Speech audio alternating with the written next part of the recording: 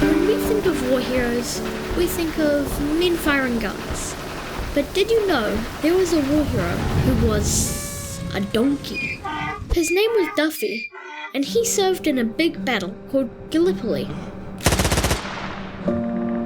Duffy became famous for helping a man named John Simpson carry injured soldiers from no man's land, the most dangerous part of the battlefield, down to the hospital, where doctors could help them.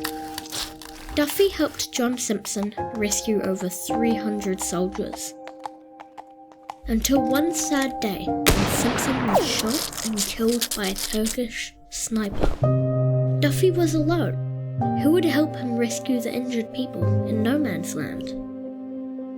Luckily, a New Zealand soldier named Private Richard Henderson picked up Duffy's reins and continued to rescue the wounded, all the way until the end of the Gallipoli battle. The Australians loved Duffy so much, they wanted to bring him back home and treat him as a proper war hero. But they made a pit stop in Greece on their way home. And this is where Duffy was originally from. So when he was back home, he broke his tether and ran away to freedom. And as for Private Henderson, he survived Gallipoli only to be sent to an even bigger battlefield in France called the Western Front.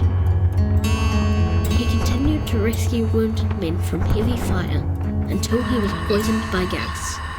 He was sent back to New Zealand and decorated with medals for his bravery.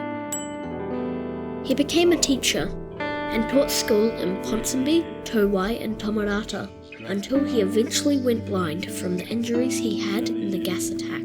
He was sick for most of his later life. When we ask ourselves, what makes a great New Zealander or a great Australian? John Simpson and Richard Henderson are the people who come to mind.